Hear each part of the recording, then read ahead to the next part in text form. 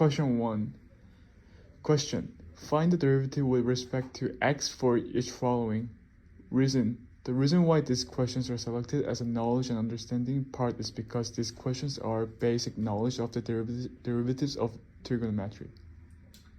Okay, so the number A is y is equals to 4 sine x.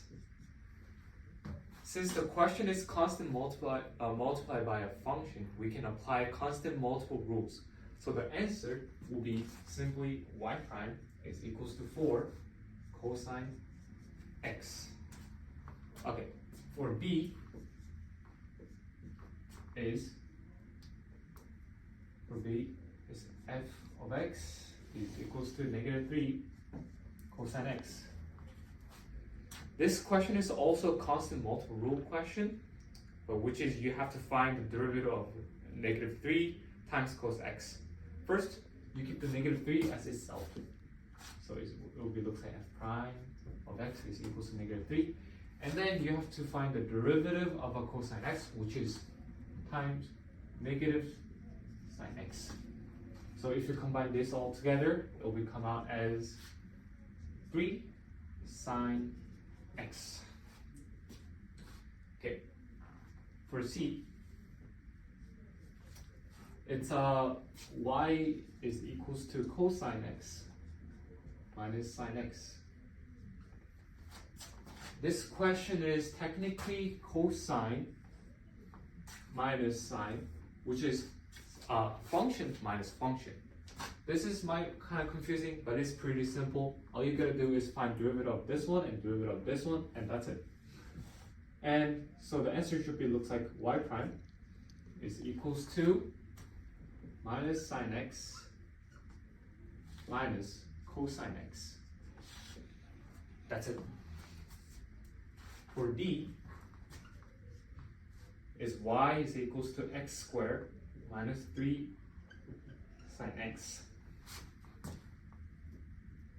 This question is kind of similar to what we just did, since it's a quadratic function, subtract by a constant multiple of the cosine function. So you have to derive, and it will come out as y prime is equals to 2x minus 3 and cosine x. Yeah. And for E is y is equals to cosine x plus 7 pi sine x minus 3x. This might be a bit confusing because there's a pi in it. Well, this is also kind of simple, not really that much confusing. So y prime will be equals to minus sine x, which is a derivative of a cosine x, plus 7 pi, just keep the 7 pi as itself because it's accounted as a constant, and then cosine x, which is derivative of sine x, and then -3, since if you derive the 3x, it will come out as just a constant. That's it. For F, it's f of x is equals to pi over 4 cosine x minus pi over 3 sine x.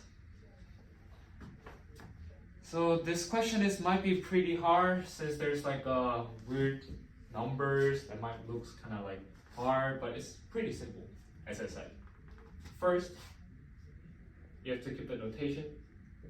F prime of x is equals to pi over 4 and derive the cosine x, which is minus sine x, minus pi over 3, and derive the sine x, which is cosine x. And if you fully expand and then simplify, it will come out as minus pi over 4 sine x minus pi over 3 cosine x. That's it. This is question A. Question 2. Question.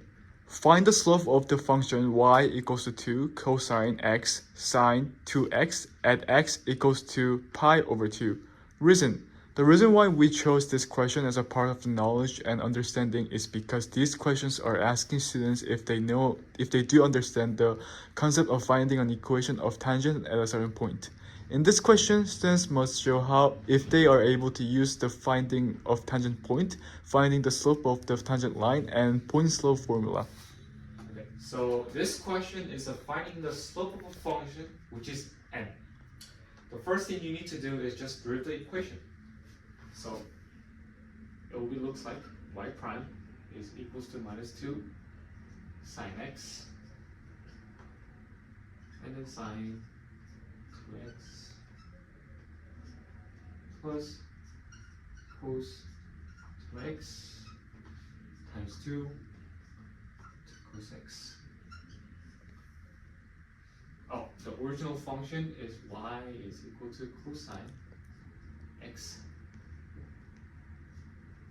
sine 2x and x is equals to pi over 2.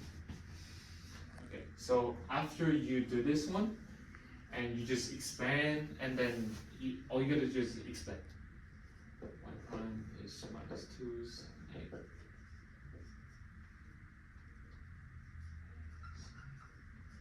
x plus 4 cos.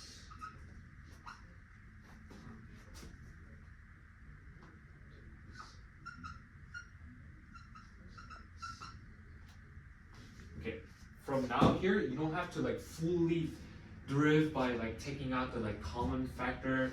Those are like non-necessary right now. All you gotta do is just sub it in x is equals to pi over 2 into the derivative function, and that's it.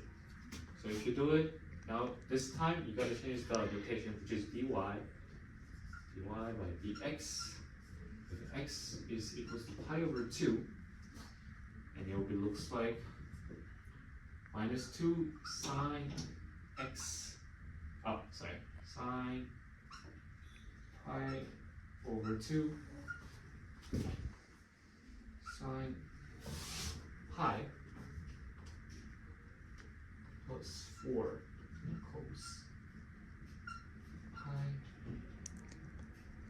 cos pi over 2. And if you fully calculate this equation, it looks like, since this is way too long, I'm just gonna do one another step. But if you're really good at like calculating, you can just like skip this part and then get the answer right away. Anyway, it looks like negative 2 times 1 times 0 plus 4, negative 1 times 0, which is equals to 0. Then this means the slope of the function will be equals to 0. That's it. Question 3. In space to the right, draw and name it. Reason.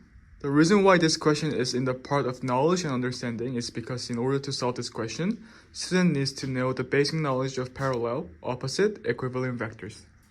So question number A. The question number A is asking about the vector that is parallel to the vector AB. For this question, it's asking us to draw a parallel vector. All you gotta do is draw the vector that's parallel to this vector AB. So the vector that is qualified condition of A will be looks like this, for example. And if you're drawing the parallel vector, the magnitude does not matter. For question B, it's asking us to draw a vector opposite to vector AB. For this case, you have to draw a vector that is opposite direction of a vector AB, also has to have the same magnitude. And the vector AB, the opposite vector of AB will be looks like around like this. For C, the question C is asking about us to draw a vector that is equivalent to vector AB, which is the magnitude has to be same and the direction has to be same too. Then for C, the vector should be looks like around like this. So this is a vector, this is a question A, question B, That's it. Question 4. Question. Determine that d squared y over dx to the power of 2 for y equals to x to the power of 2 times cosine x. The reason why this question is fit for thinking and inquiry is because this question cannot be solvable just by knowing the concept of the derivative. You also have to know the concept of the second derivative, which student must think twice and derive the derivative in order to solve the problem.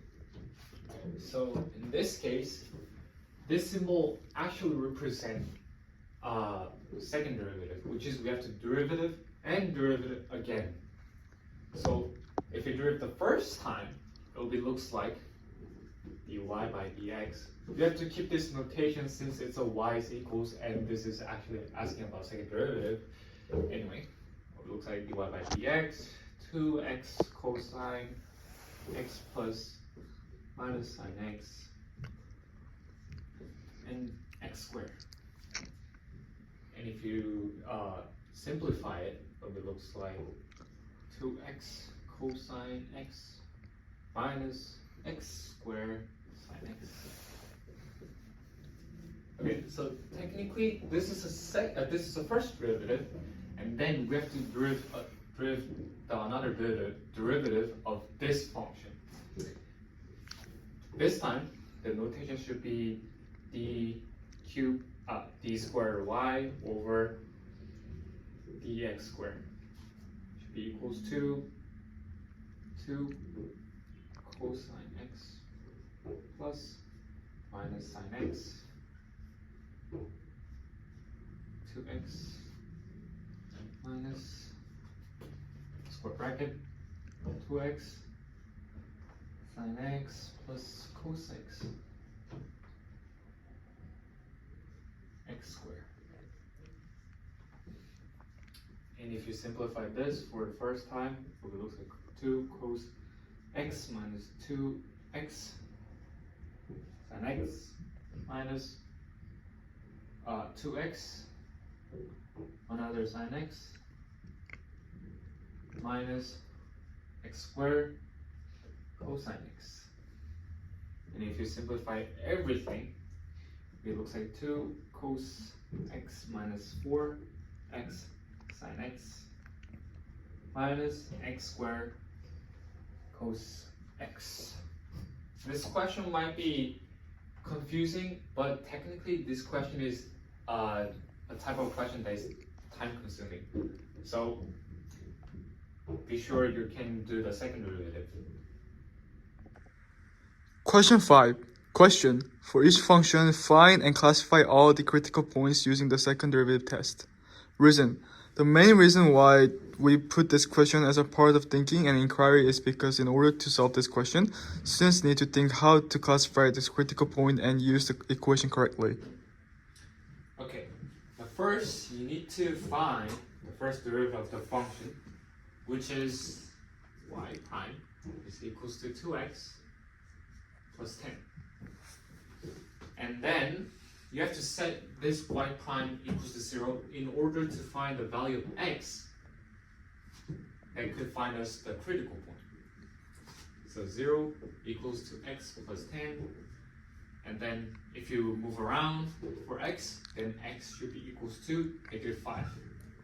From this part, you have to sub it in -5 into the original function, not the derivative function. And it looks like y is equals to -5 squared plus 10, -5 minus 11. And if you solve this one, it will come out as -36, which is -5, comma, -36 is a critical point. But we don't know if this is a local maximum or local minimum. To find this out, we need to do a second derivative test, which is y prime is equals to 2. If you derive this function, this will be cancelled out and this will be disappear, and then you will be left over with a 2, just a 2. So I don't want to show the whole part. And then if you sub it in -5 into the second derivative function, will be still the same. Why? Because there is no any x value in the second derivative. since the y double prime is greater than 0, and then y prime is equals to 0, which means the value of y is concave up, which means this point that we just found, negative 5, negative 36, is a local minimum.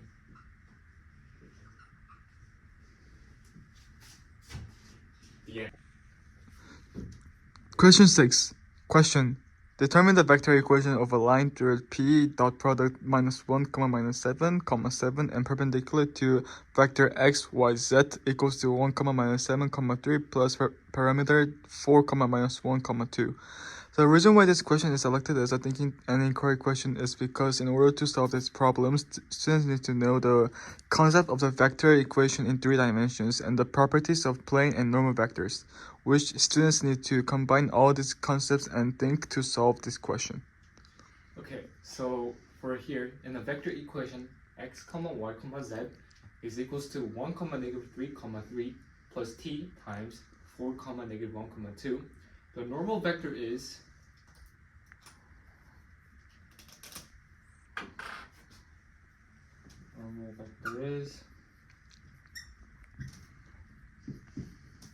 -4, -1, 2. And then there's a direction vector, which is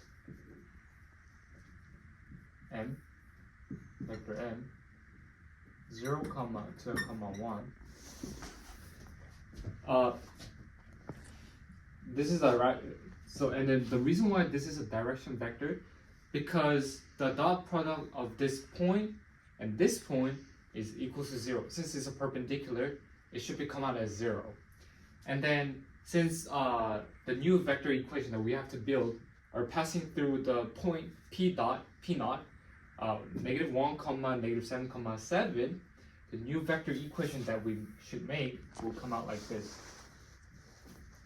X, y, z is equals to 1, -7, 7 plus t times 0, 2, 1, which is direction vector.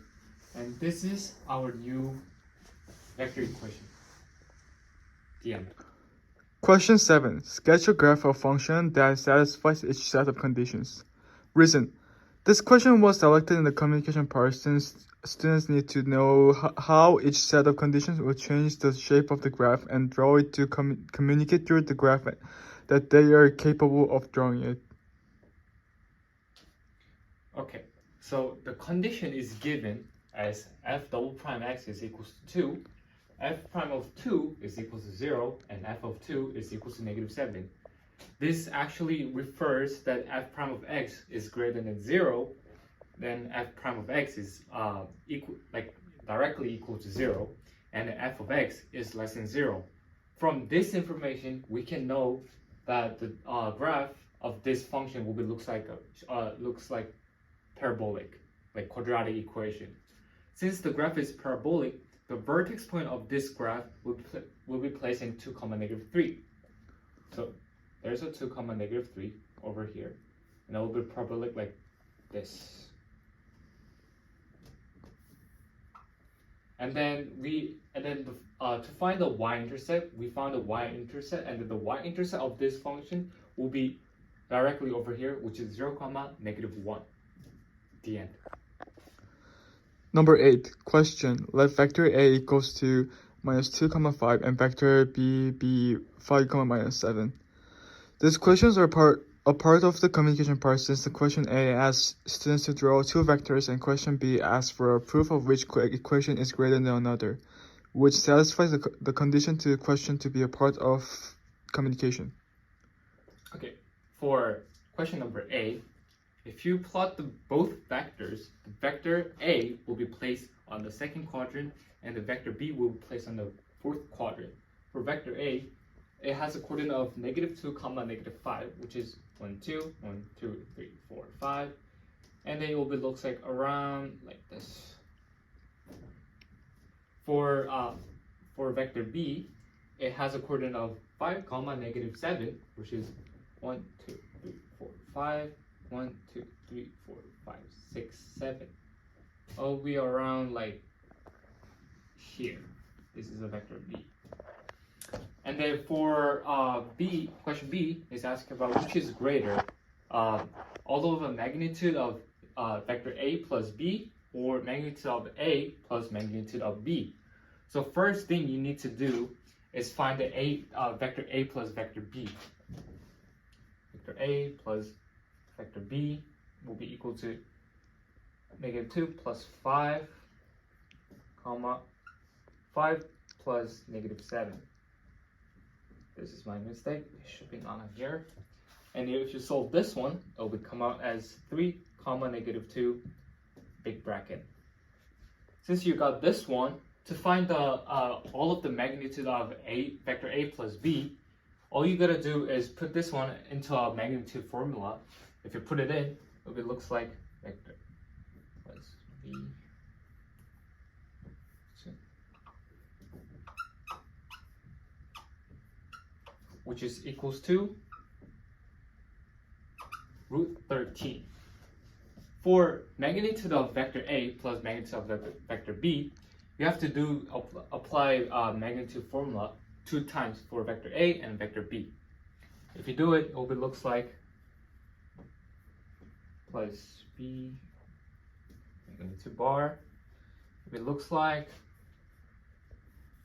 negative 2 squared plus 5 squared. Oh, sorry. 5 squared plus square root all over 5 squared plus negative 7 squared. If you calculate this one, it will come out as like root 29 plus root 74. By just looking at this two number, we can literally tell that this is greater than this one. So the answer should be magnitude of vector A plus magnitude of vector B is much greater than all of the magnitude of vector A plus vector B plus the magnitude bar. The end. Number 9. Question. Find all local extrema for y equals to 1 over 2 times x 2 to the power of 3x plus 2. Reason. The question of finding all local extrema is a perfect problem that fits into the communication part. Because this type of question asks students to find multiple answers, students need to prove that they are confident with the concept of a first derivative test and finding critical points extra with a diagram. Okay, so the first step that we need to do is find the first derivative of the function. And it will come out as y prime equals to 1 over 2 3x plus 1 plus ln 2 times 2 3x plus 1 so on. I'll be writing down over here because I have no space. 3 times negative 1 over 2x. Okay. After that, you need to take away a common factor from the function, which is 1 over 2 times 2 to the power of 3x plus 1. And if you take it out, of it, it looks like y prime is equals to 1 over 2 times 2 to the power of 3x plus 1, and big bracket 1 plus 3x ln 2 was the bracket. Okay, now set the equation equals to 0 in order to find the solution. 0 is equal to 1 over 2 to 3x plus 1, 1 plus 3x times ln 2. Okay. If you solve the question for x, then the x should come out as 0 equals 2 3x plus 1, which is no solution. And the another one is 0 is equals to 1 plus 3x ln 2, which is x is equals to -1 over 3 ln 2.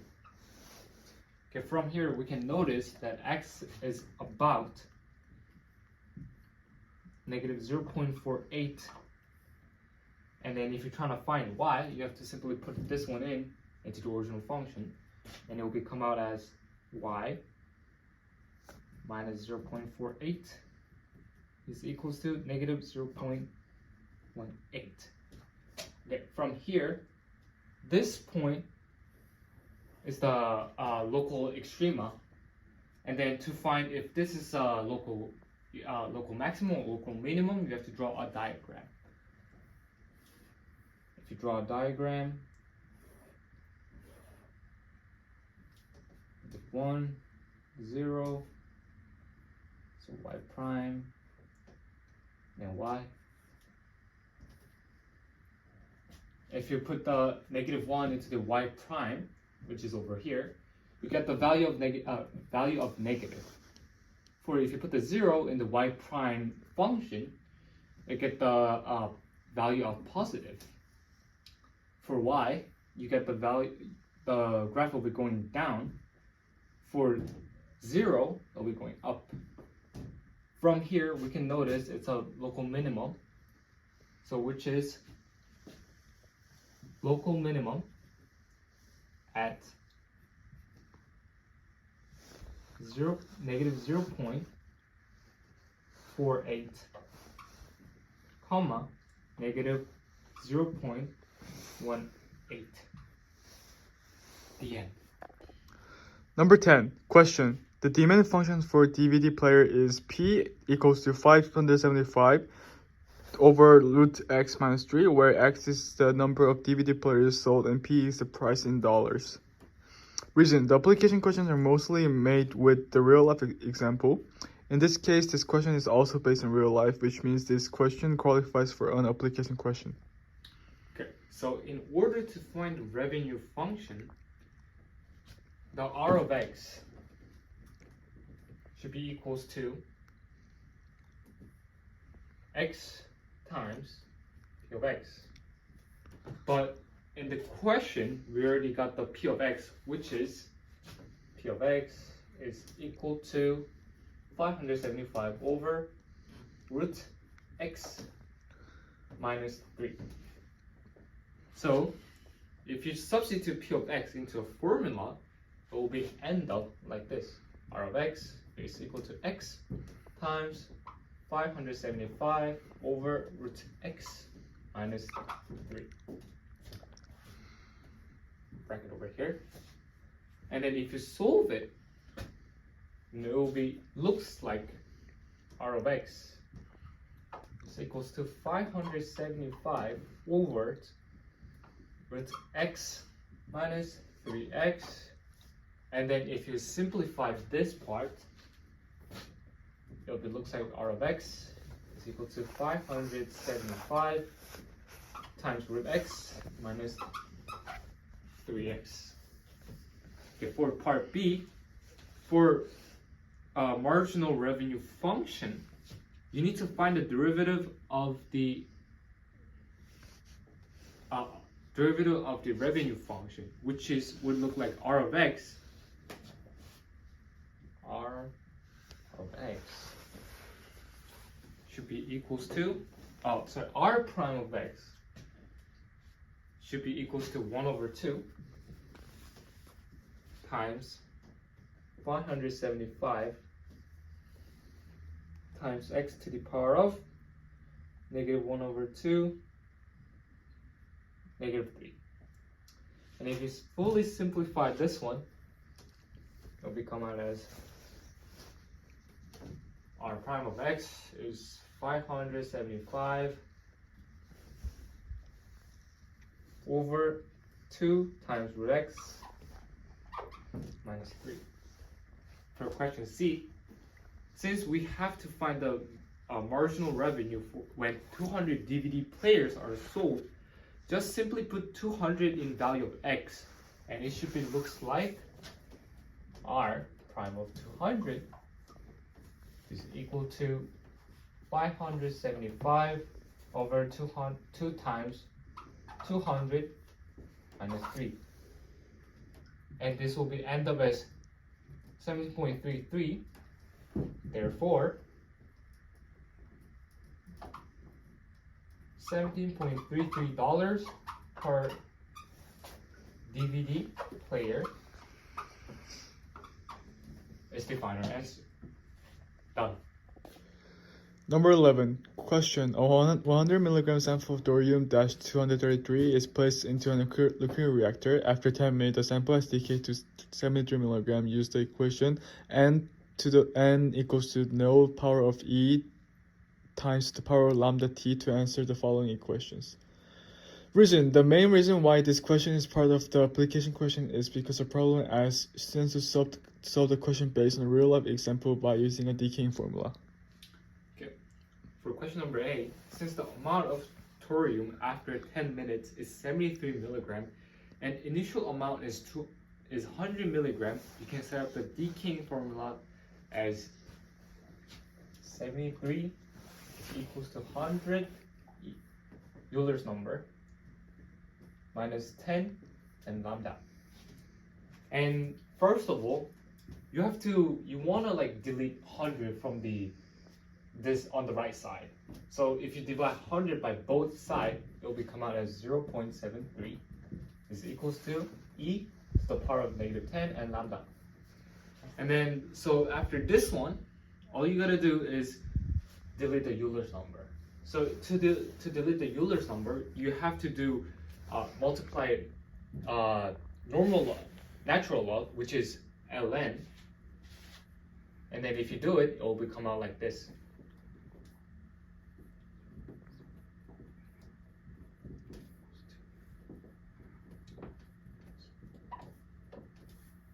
And if you solve this equation, it will come out as ln 0.73 will be equals to negative 10 to the lambda. And if you solve for lambda after this, then lambda should come out as a value of about 0.031. This is the question A, and then the question B is to determine the half-life of thorium-233. So to find the half-life, you just put the half of initial value at n of t.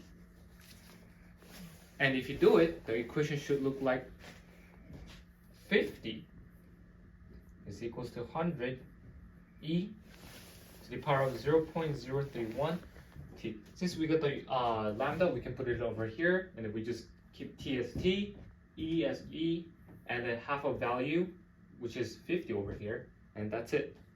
And then technically, the B has exactly same step as question number A. So first, you want to delete the 100 from the right side, and it will come out as 0.5 is equals to E 0.031 t. And after this, you also want to delete Euler's number, and all you gotta do is put the ln again. So which is ln 0.5 will be equals to 0.031 t. And after this, if you solve for t, you can get the amount of time to become a half-life. So if you solve for t, then t will be equals to about 22 minutes. Okay, and then we're gonna move on to question C. The question C is about writing the equation that is given amount of thorium-233 remaining as a function of time in terms of half-life. So all you gotta do is just bring the original function and then put the 1/2 at the inside the bracket. And if you do it, it will come out as n/t is equals to 100, which is initial value, and 1/2 t over 22. This is an h value. Since it is taking 22 minutes, you simply put 22 in the place of h, and then you put the 1/2 since it's a half-life, and then 100 because its initial value is 100 milligram, and that's it. And question number D. Question D is asking a student how fast is the sample decaying in 5 minutes. So to do this, you have to find the derivative of this function. If you find the derivative of this function, it will come out as n prime of t should equals 100 times 1 over 2 t over 22 times ln 1 over 2 times 1 over 22. And if you solve for this one and then put the 5 into the t, and it will come out as n prime 5 should be equals to about negative 2.7 milligram per minute, which means the thorium is decaying at negative 2.7 milligram per meter after 5 minutes. The end. Number 12. Question. A woman pushes her baby stroller a distance of 1,500 meters by a force of 189 Newton applied at an angle of 35 degrees to the roadway. Calculate the work done. The main reason why this question is selected as a part of the application is because students must understand the concept of properties of vectors and apply them in real life situations in order to solve this problem. Okay, so the first step to solve this question, easily draw two diagrams that explains the question. So the diagram will be looks like this, which is and then another dotted line over here, which is 35 degree, and then another big line that is vector S, which is 100, that's 100 meter. And then there's another diagram, which is this and this as an angle of 35. And this is technically this is this one, so which is this will be also 1,500 meter. And then this is about 89 Newton, which is vector F. Okay, now set the amount of work done as W, and then as I drawn 8.89 Newton as a vector F, and then 1,500 meter as a vector S. Okay, since we have to find the amount of work done, we have to multiply those two vectors that we have. If you set up the equation, W should be looks like 89 times 1,500 and cosine 35. Okay, from here you might wondering why there's a cosine 35.